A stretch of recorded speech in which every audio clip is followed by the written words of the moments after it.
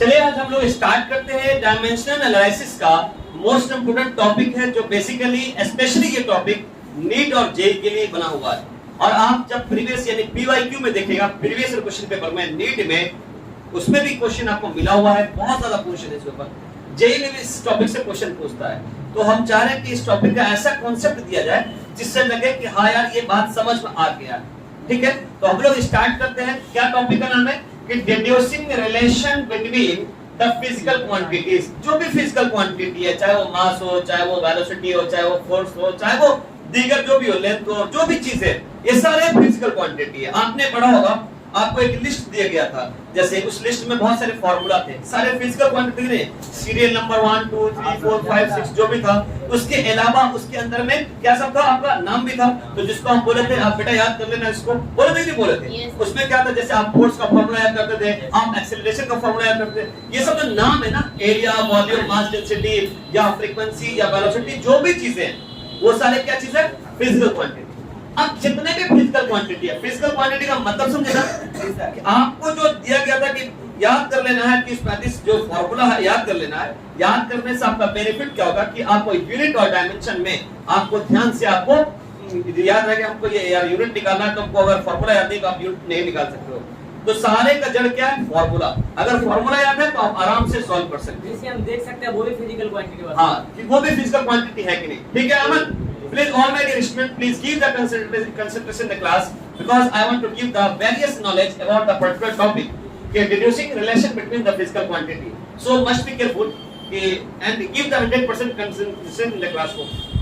तो डिड्यूस करना है, डिड्यूस का मतलब होता है फाइंड करना, यानी कि सॉल्व करते करते करते उसको हम निकालेंगे कि हमारे पास जितने भी फिजिकल क्वांटिटी, क्या सच में ये फार्मूला सही है कि नहीं, इसको भी प्रूफ कर देंगे, लेकिन उसको सॉल्व करते हुए करेंगे। अब जो भी फिजिकल क्वांटिटी दिया हुआ, उसके बीच में रिलेशन बनाकर उसको क्या करना, हमें मालूम करना है कि ये फिजिकल क्वांटिटी सही है कि नहीं। चलिए इसका क्या रीजन है, तो इसमें हम लोग देखेंगे कि जितने भी फिजिकल क्वांटिटी दिए हुए हैं, उसका एक आपस में एक रिलेशन बनाएंगे। रिलेशन बनाने के बाद सॉल्व करेंगे। सॉल्व करने के बाद आपको फाइनल क्या निकलेगा, ए बी सी का फार्मूला निकलेगा। उसके बाद उसको इक्वेशन में पुट करेंगे, तब जाकर आपका रिड्यूस करेगा जाएगा। तो चलिए हम स्टार्ट करते हैं। क्या स्टार्ट करें? चलिए सबसे पहला स्टेप है, सबसे पहले हम क्या करते हैं, इसको सवाल के हिसाब से समझाते हैं कि सवाल जब आपको समझ में आ जाएगा तो आपको ज्यादा क्लियर होगा। वो कैसा भी सवाल हो, आपको चाहे नीट का जितना भी टफ सवाल हो, चाहे वो जेईआईटी का जितना भी टफ सवाल हो, आपको जो मैं स्टेप्स बताऊंगा वो स्टेप्स आपके लिए बहुत पावरफुल है। उस स्टेप को अगर फॉलो अप कर गए उस स्टेप्स को, तो कोई सा भी सवाल उसी स्टेप पे बनेगा, तीसरा कोई स्टेप नहीं। बस है, क्योंकि वो बुक्स पे क्लियर विजन में नहीं दिया हुआ, तो हम चाह रहे हैं कि उसको क्लियर तरीके से क्लियर बताया जाए और फिर उस टॉपिक के ऊपर हम लोग बात करें। चलिए स्टार्ट करें। हम क्वेश्चन देख रहे हैं। क्वेश्चन मान लीजिए दिया हुआ है, सपोज एक क्वेश्चन हम लिखते हैं कि सपोज अ सेंट्रीफ्यूगल फोर्स, किसी बॉडी पर हमारा सेंट्रीफ्यूगल फोर्स लग रहा है। हां, यानी कि सेंट्रीफ्यूगल का मतलब क्या, किसी बॉडी के सेंटर से बाहर की ओर जो फोर्स लगता है वो सेंट्रीफ्यूगल है। सेंट्रीपिटल का मतलब क्या होता है, जो सेंटर की ओर लगता है। मान लीजिए सपोज सेंट्रीफ्यूगल का मतलब क्या होता है, ये आपका सर्कुलर ट्रैक है, ठीक है अल्ताफ, ध्यान से भगवान अल्ताफ। अब यहाँ पे आपका ये सेंटर है, ये आपका क्या है, रेडियस है। जैसे आपने पढ़ा होगा कि मौत का कुआं आप जानते होंगे, ठीक है, तो उसमें जो है होता है कि खिलाड़ी सब जो होता है वो चारों तरफ नाचता रहता है। अब ये आपका सेंटर है, तो सेंटर की यहाँ पे जो ऑब्जेक्ट खड़ा हुआ है, यानी ये लड़का खड़ा हुआ है, उसको सेंटर की ओर जो फोर्स अगर लगता है वो सेंट्रीपिटल हो जाता है। यानी किसी ऑब्जेक्ट पर सेंटर की ओर, सेंटर की तरफ फोर्स लगता है, उसको हम क्या बोलेंगे, सेंट्रीपिटल। ठीक है, और अगर यही ऑब्जेक्ट को सेंटर के बाहर की ओर लगता है तो सेंट्रीफ्यूगल हो जाता है। सेंट्रीपिटल और सेंट्रीफ्यूगल में फर्क पता चला?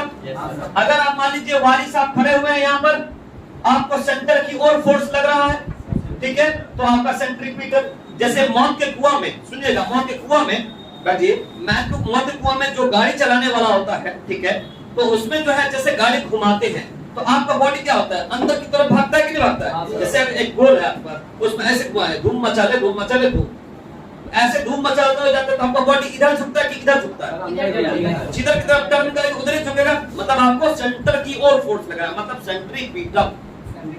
ये रहा बात या फिर उसके बाद आता है हमारे पास सेंट्रीफ्यूगल क्या होता है। तो तो जैसे हम सब लोग फैमिली टूर पे जाते हैं तो 3-4 कार बुक कर लिया, कार में बैठ गए, आपने भैया जो बड़े स्पीड से टर्न मार दिया, आप खिड़की साइड में बैठे हुए थे, जैसे टर्न मारे तो आप कैसे बाहर की तरफ फेंकाते दिखते हैं, फील करते हैं कि अंदर की तरफ, जैसे हम मान लीजिए चल रहे हैं, अचानक से कोई ने घुमा तो आपका बॉडी बाहर की तरफ होगा कि अंदर की तरफ होगा?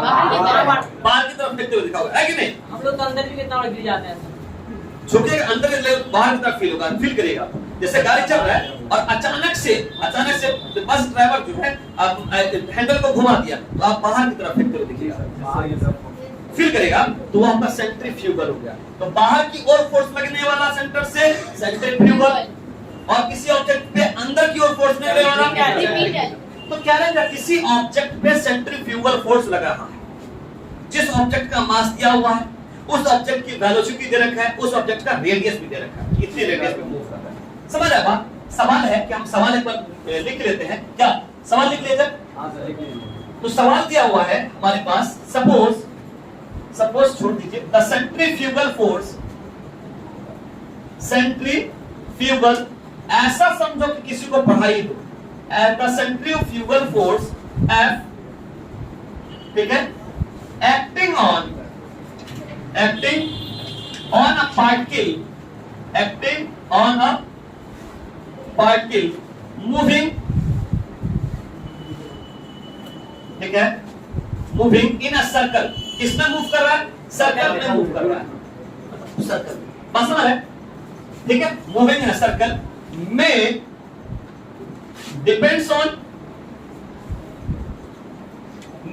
डिपेंड्स अपॉन, किस किस पे डिपेंड होता है? मास मतलब m, वेलोसिटी यानी v, एंड रेडियस यानी r ऑफ ए सर्कल, यानी किसी सर्कल का रेडियस भी दे रखा है। डिराइव द फॉर्मूला, सवाल में क्या करा हम लोग को? Derive the formula for F, किसके लिए कह रहा है हमारे पास? फोर्स के लिए F, using the method of dimension, ठीक है, using the method of dimension. चलिए आपने सवाल लिख लिए, सपोज किसी किताब में आपको क्वेश्चन दिया हुआ ये क्वेश्चन, ठीक है, क्योंकि आप जब बात समझा रहे हैं तो उसको तो जड़ से समझना है और ऐसा समझना है कि दोबारा आपको पढ़ने की जरूरत ना पड़े। नहीं, रिवाइज करेंगे, सवाल को बनाएंगे, सॉल्व करेंगे, लेकिन इसको मेथड तो नहीं पढ़ेंगे। तो चलिए सीखना स्टार्ट करें। सबसे पहले कह रहा क्या, हमारे पास सेंट्रीफ्यूगल फोर्स लग रहा है किसी पार्टिकल पर। देखिए सेंट्रीफ्यूगल फोर्स लग रहा है, किस पर लग रहा है? एक्टिंग ऑन अ पार्टिकल, किसी पार्टिकल पर लग रहा है और मूविंग इन अ सर्कल। वो कैसे मूव कर रहा है? सर्कल में जब मूव कर रहा है तो उस पार्टिकल पे आपका फोर्स लग रहा है, ठीक है, जिसका रेडियस दिया हुआ है। और सेंट्रीफ्यूगल है कि सेंट्रीफ्यूगल है? सेंट्रीफ्यूगल का मतलब बाहर के अंदर, बाहर की तरफ। मान लीजिए ये आप है, ठीक है, यहाँ पे अमन समझ रहे हो तो अमन पीछे हो थोड़ा सा, जैसा हमारा चेहरा दिख रहा है। डिपेंड्स अपॉन, किस पे डिपेंड है? मास पे, वेलोसिटी पे, रेडियस। सबसे पहला स्टेप्स क्या है और किसका कह रहा है फॉर्मूला निकालने को? मास का नहीं, मेरा तो फॉर्मूला ऑफ फोर्स। किसके मेथड से? सबसे पहला स्टेप, ये स्टेप कभी चेंज नहीं हो सकता, जो स्टेप लिख दिया वो स्टेप कभी नहीं चेंज होगा, ठीक है, ठीक है। सबसे पहला स्टेप क्या होगा? सबसे पहला स्टेप कि जिसके बारे में कहा जा रहा है, अपने वर्ड में लिखेंगे, जिसके बारे में कहा जा रहा है कि निकालना है डायमेंशन, पहले आप उसको लिख लीजिए। लिख लिया? आपने लिख लिया या सवाल में दिया रहेगा पहले में, लिख लिए। और उसके बाद इसका रिलेशन, क्योंकि सवाल में लिखा हुआ रिलेशन, इसका रिलेशन किसके साथ करेंगे? मास, वेलोसिटी और रेडियस। वकार समझ रहे हो बात? तो यानी कि फोर्स डायरेक्टली प्रोपोर्शनल का साइन दे दीजिएगा, रिलेशन को शो करेगा मास पे, ठीक है, वेलोसिटी पे और रेडियस। थोड़ा ध्यान समझिएगा, फोर्स का रिलेशन दिखाना है मास के साथ, वेलोसिटी के साथ और रेडियस के साथ, ठीक है। रेडियस किसका है? सर्कल का। अगर कुछ नहीं है तो यहाँ पे ए, बी और सी पावर में दिखा दीजिएगा, ए, बी, सी। पहला स्टेप से क्लियर हो? Yes sir. अब पहले स्टेप्स में थोड़ा ध्यान दीजिएगा, ये हमेशा वैसे ही रहेगा, सब सिर्फ नाम सब चिन्ह का कांसेप्ट एक ही रहेगा। आपने फोर्स का दिखाया, रिलेशन दिखा दिया, एम दिखा दिया, वी दिखा दिया, आर दिखा दिया, तो ए बी सी। और अगर और भी होता कुछ और जगह होता तो बी लिख देते पावर में, और भी कुछ होता तो पावर में ई लिख देते। क्लियर है बात? तो लिख दी। इसके बाद इसी स्टेप में इसको जब हटाते हैं, किसको? प्रोपोर्शनल के साइन, समानुपाती के साइन। जब आप हटाते हैं तो क्या आता है? कांस्टेंट के आता है, के एन का पावर ए, भी का पावर बी और आर का पावर सी। और हमेशा आप के की वैल्यू क्या रखेंगे? 1। सर मैक्सिमम कितना दे सकता है? 1 एक्सपेरिमेंटली 1। नहीं वो नहीं, ये हाँ, 3-4 टर्म तक देता है सवाल, ठीक है? यानी ये जो टर्म जो देता है 3-4 रिलेशन तक देता है। तो आपने क्या किया, जो सवाल में दिया होता उसको तो लिख लीजिएगा ना। हाँ सर। किसका निकाल रहा है वो यहाँ पे रिलेशन दिखा दिया, और जो नाम दे रखा है उसको आपने लिख दिया ए बी सी के फॉर्म में, ठीक है? इसके बाद आपने क्या किया, जब ये हटा तो क्या है? हटा सावन की घटा, यानी जब ये हटा प्रोपोर्शनल के साइन, जब ये हटा तो घटा सावन की घटा, मतलब के कांस्टेंट। और के की वैल्यू आप क्या करेंगे? 1 रखेंगे। यहां तक क्लियर है बात? Yes sir.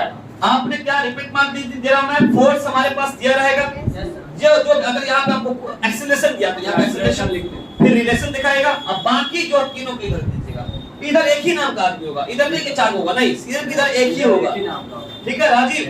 इधर एक ही होगा, बाकी सबको इधर लिख दीजिएगा। अब power A B C D E F G H जितना लिखना पावर लिखते हैं, ठीक है वारिस? अब बात करते हैं सुजीत कि यहाँ पे ये हटा तो क्या रख दिया? के हमेशा रखना पड़ेगा।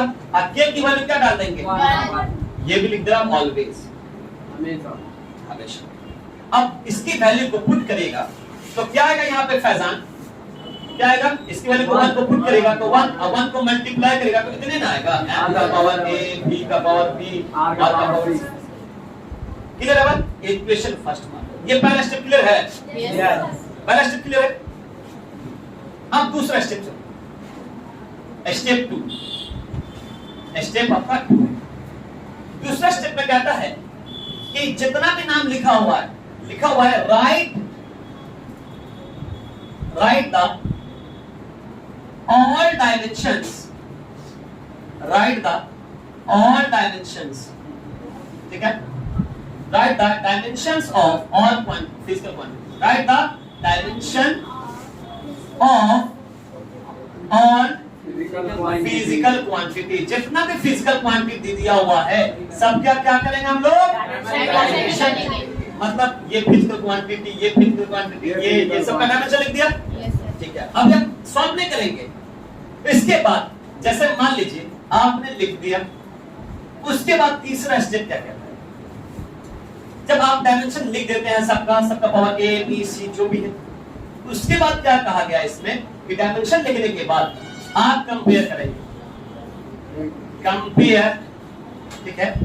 Compare on this term, compare करेंगे, ठीक है? कंपेयर ऑन दिस टर्म, ठीक है? यानी कि अब आपके पास सवाल में डायमेंशन लिखेंगे तो मास आएगा m l t आएगा कि नहीं आएगा? तो आप जैसे मान लीजिए यहाँ पे हम अगर लिख दे रहे हैं, इसलिए आपको समझिएगा, जैसे फोर्स का डायमेंशन लिख दिया m l t -2, कुछ पावर में है तो आप 1 लिख सकते हो, ठीक है? ये किसका डायमेंशन है? फोर्स का। मास का डायमेंशन m, इसका पावर क्या है? a, ठीक है? l का क्या होता है? b का क्या हो जाएगा? l इसका क्या हो जाएगा? l t -1, मतलब इसका पावर b, और हमारा r क्या है? रेडियस, रेडियस क्या हो जाएगा? l इसका पावर। लिख दिया। इसके बाद आपने क्या किया, यहाँ पे कुछ लिख दिया m l t -2। समझ आ रहा आपको? समझ आ रहा? अच्छा, अब इसका पावर कुछ नहीं है तो 1 तो है ना, 1 को a से मल्टीप्लाई करेंगे तो क्या हो जाएगा? m का पावर a ही हो जाएगा। हां सर। इसका पावर देखिए, ये l का b जो है, b पावर जो है b, l का भी पावर होगा और t का भी पावर होगा, तो l का पावर क्या हो जाएगा? b, और t का पावर क्या हो जाएगा? -1 को b से मल्टीप्लाई कीजिए तो क्या हो जाएगा? कोई डाउट बाबू? फिर उसके बाद l का पावर c। ये सर आ गया हमारे पास। Right the dimensions of all physical quantity करने के बाद ऐसा आ गया, सारे पावर को पावर से मल्टीप्लाई करके इतना आ गया। अब तीसरा स्टेप जो हम लिख रहे थे, third step, compare the powers, compare the powers, यानी कि m के पावर को यानी कि m के पावर को m के पावर से कंपेयर करेंगे। m के पावर, इसका पावर जो है, ठीक है, m के पावर को m के पावर से कंपेयर करेंगे, यानी कि compare of m power is equal to the compare of power m, यानी कि जो इधर m का पावर है और इसका m का पावर से कंपेयर करेंगे, कंपेयर करेंगे, ठीक है।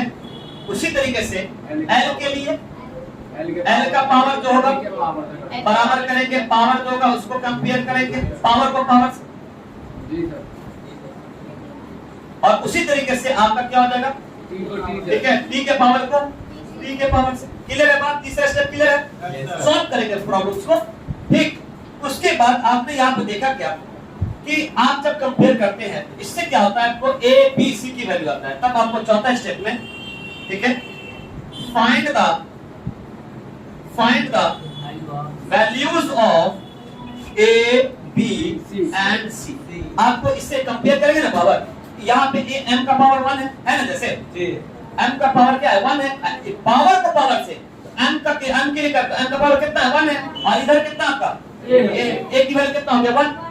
अगर इधर देखा गया हमारे पास, यहाँ पे इधर m का पावर 1 है, इधर कितना है, b है, और इधर प्लस c है कि नहीं, ठीक है। इक्वेशन 1 2, और t का पावर इधर क्या है हमारे पास, -2, इधर कितना माइनस b है, तो कट गया, तो b की वैल्यू कितना आ गया, 2। इस तरीके से a b c की वैल्यू आप निकालेंगे। अभी सॉल्व नहीं करेंगे, कॉन्सेप्ट बता रहे हैं। इससे क्या होगा कि आप जब कंपेयर करेंगे तो इससे आपको a b और c की वैल्यू मालूम चल जाएगा। अल्ताफ समझ रहे हैं बाबू? अल्तमश समझ रहे हैं? अमन ध्यान से पढ़ेगा। पांचवा नंबर, जब पांचवा नंबर क्या होता है, जितने भी वैल्यू आते हैं सबकी वैल्यू के इक्वेशन 1 में पुट करना है, यानी कि putting the all values of a b and c in equation 1 first we get, तब आप पावर में पाते हैं, तब आप जो है इसका वैल्यू में पुट कर दीजिएगा, m का पावर a, b का पावर b, c का पावर c, पुट करके आंसर हो जाएगा। आंसर या आपको ऑप्शन मिल जाएगा, तो आपको ऑब्जेक्टिव r का पावर c ना सर, हाँ t का सॉरी r का पावर c, सॉरी, ये आपका कंप्लीट कॉन्सेप्ट हुआ। तो अब इस सवाल, ये सवाल दिया हुआ है, इस सवाल को हम लोग क्या करेंगे, आप सॉल्व करेंगे, ठीक है। इस सवाल को आप क्या करेंगे, आप सॉल्व करेंगे। सॉल्व करने के बाद आप देखेंगे कि आप संतुष्ट रहेंगे, ठीक। यानी आप जानते हैं कि सेंट्रीफ्यूगल फोर्स का जो फार्मूला है, ये प्रूफ भी दिखा देंगे। सेंट्रीफ्यूगल फोर्स का जो फार्मूला होता है, F बराबर, ठीक है, सेंट्रिक के 1/2 mv², क्या होता है हमारे पास, mv²/r होता है। ये सेंट्रीफ्यूगल फोर्स का फार्मूला होता है, बस है। तो सर क्या इसको सॉल्व करने में क्या इतना फार्मूला आएगा कि नहीं आएगा, इसको भी प्रूफ देख लेंगे, ठीक। एक छोटा सा क्लिक मारिएगा तो सर पॉसिबल। तो यहाँ पे आपने क्या किया, कंपेयर करके जो वैल्यू आया इसको देख भी लेंगे क्या है। आप जो है क्वेश्चन जो आपका लिखा हुआ है इसको आप सॉल्व कर रहे हैं, जो आपको मेथड बताया गया है उसको हम सॉल्व कर रहे हैं, ठीक है। सबसे पहला मेथड क्या था कि सवाल में किसका फार्मूला निकालना है, ठीक। तो किसका फार्मूला निकालना है, फार्मूला ऑफ फोर्स, ठीक है। आपने फोर्स का फार्मूला निकालना है, तो जिसका निकालना है उसको पहले लिख लीजिए। अब हम लोग सॉल्व करने के लिए जा रहे हैं, फोर्स का फार्मूला निकालना है। अब क्या निकालना है, रिलेशन, रिलेशन का मतलब डायरेक्टली प्रोपोर्शनल। अब किस अब उसके अलावा यानी जिसका निकालना है उसको रहने दीजिएगा, ठीक है। जिसका निकालना है उसको लिख लिए, और जो जो रिलेशन में है यानी कि m b r, इसका पावर a, इसका पावर b, इसका पावर c, ठीक है। अब आपको हम डायरेक्ट कर रहे हैं कि जब ये हटा तो आपने k लिख दिया, m का पावर a, b का पावर b और r का पावर c। अब k की वैल्यू हम अगर 1 डालते हैं तो f बराबर क्या हो जाएगा, m का पावर a, ठीक है, v to the power b और r का पावर c। अब हम लोग क्या करेंगे, दूसरा स्टेप में सबका डायमेंशन लिख देंगे, ठीक। डायमेंशन लिखेंगे, इसका मतलब ये है इसका डायमेंशन यानी आपका ये पहला स्टेप हो गया। अब सेकंड स्टेप चल रहा है यहाँ से कि क्या आपने लिखा, फोर्स का क्या हो जाएगा, m/2, इसका पावर कुछ नहीं तो 1, इसका पावर कुछ नहीं तो 1। और माय डियर स्टूडेंट्स, सब बच्चे जरूर गौर से देखें क्योंकि रिपीट हो रहा बात। और यहाँ पे क्या है अमन, ये क्या है, मास, मास का डायमेंशन क्या हो जाएगा, और ये वेलोसिटी है इसका होगा s, ठीक है। इसका पावर b कुछ नहीं, पावर तो 1 लिख दीजिएगा। r क्या रेडियस है, रेडियस क्या हो जाएगा l, इसका पावर। अब आपको पावर से पावर को मल्टीप्लाई करना है, तो यहाँ पे देखेगा m का पावर a, l का पावर b और t माइनस 2। अब देखिए इसका पावर कुछ नहीं तो m का पावर a तो होगा। अब ये जो b जो पावर है ये l के लिए भी पावर है और t के लिए भी। l का पावर b और t का पावर l का पावर c। अब हम लोग क्या तीसरा स्टेप क्या हमारे पास पहला स्टेप हो गया, उसका दूसरा स्टेप हो गया। तीसरा स्टेप में क्या था, m को m के पावर से कंपेयर करेंगे ना भैया। m का जो पावर है m के पावर से कंपेयर करेंगे। तीसरा स्टेप समझ जाएगा, सिग्नेचर का मतलब स्टेप चल रहा है। यानी कि m का पावर है 4m के लिए करते हैं 4m, m का मतलब मास। m का उधर में बराबर के उधर कितना पावर है 1, उधर पावर इधर m का पावर क्या है यानी a की वैल्यू आपका 1 निकल गया। ठीक है, अब l के लिए देखिए बराबर के उधर लेफ्ट साइड में कितना है 1 है और इधर कितना है l का पावर b। ठीक है, l का पावर b है और l का पावर c है कि नहीं। आपको पता है कि जब बेस सेम होता है, जब बेस सेम होता है तो पावर जुड़ जाता है। ठीक है, यहाँ पे l का पावर 1 है और l का पावर 1 है। इधर देखिए यहाँ l का पावर b l का पावर c दोनों का बेस सेम है, पावर जुड़ जाएगा। इधर पावर कितना हो जाएगा b प्लस c। थोड़ा सा इस लाइन को समझ लीजिएगा, इधर l का पावर 1 है और इधर क्या l का पावर b भी है और l का पावर c भी है कि नहीं। अब l का पावर 1 तो लिख दिया आपने और इधर देखिए क्या कि हमारे पास जब बेस सेम होता है यानी ये और ये सेम है तो पावर जुड़ जाएगा। तो l का पावर इधर 1 है और l का पावर b पर c है तो पावर को पावर से कंपेयर कर दिए। ठीक है, उसके बाद अब हमारे पास क्या है 4, ये आपका 4 l के लिए था और आपके लिए क्या हो जाएगा आप टाइम के लिए हो जाएगा। टाइम के लिए देखेंगे तो बराबर के उधर कितना है -2 और इधर कितना है इधर -2 है और इधर क्या माइनस कैंसिल मतलब b बराबर, यानी आपको b की वैल्यू मालूम, आपको a की वैल्यू मालूम, अब आपको c की वैल्यू मालूम करना है। तो देखिए b की वैल्यू किसको पुट करेंगे, ठीक है, तो क्या आ जाएगा कि नाम c की वैल्यू बना जाएगी। ठीक है, अब आएगा वो बात की बात है कि b प्लस c बराबर 1। अब हमारे पास b की वैल्यू क्या है 2 प्लस c, ये इधर जाएगा तो क्या हो जाएगा क्या 1 माइनस 2 हो जाएगा। हां सर -1 आएगा माइनस, यानी कि c की वैल्यू आपको -1 आ रहा है। जब आपको a b c की वैल्यू मालूम चल जाता है तो हम सब की वैल्यू क्या करते हैं इक्वेशन फर्स्ट में पुट कर देते हैं। इक्वेशन जो फर्स्ट है इसमें पुट कर देंगे, समझ आ रहा है। अब आपके पास a b c तो सब की वैल्यू को हम लोग क्या करेंगे इक्वेशन फर्स्ट में पुट कर देंगे। Now putting the value of equation first. ठीक है, putting the all values in equation first we get, सबसे पहले इक्वेशन फर्स्ट लिख लेते हैं f बराबर m का पावर a b का पावर b और b का पावर सॉरी r का पावर c। देखिए m का पावर a कितना है a है जी सर। अब b का पावर क्या है 2 b का पावर देखिए जो आप b का वैल्यू 2 है और r का वैल्यू क्या है c का वैल्यू क्या है -1। थोड़ा सुनिएगा, आपका m का पावर m ही हो जाएगा 1, हां सर। एक ही बार लिखेंगे v²। अब -1 है इसको प्लस लाना है तो बट्टा में आगे ना फॉर्मूला v² आया। सर वेरीफाई हो जाएगा। ठीक है, thank you to everyone my dear students. I hope you will understand very well in the classroom what I give the various concept about the particular topic. So please आप इसको अच्छे से पढ़ें और एक बार रिवाइज करें। घर पे क्वेश्चन आपको क्वेश्चन बताते हैं, वो क्वेश्चन आप जरूर सॉल्व करेगा। Thank you.